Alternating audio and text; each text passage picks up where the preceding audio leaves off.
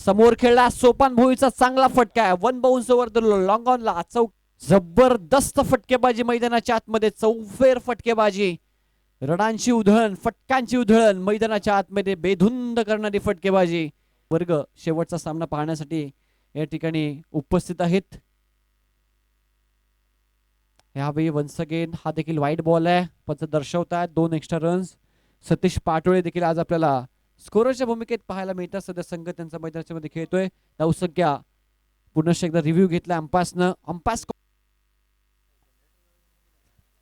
Half tracker on साइडला gap मध्ये खेळतात. डीप मध्ये क्षेत्ररक्षक कोणीच नाहीयेत. बॉल निघून गेलाय बाउंड्री लाईनच्या दिशेनं.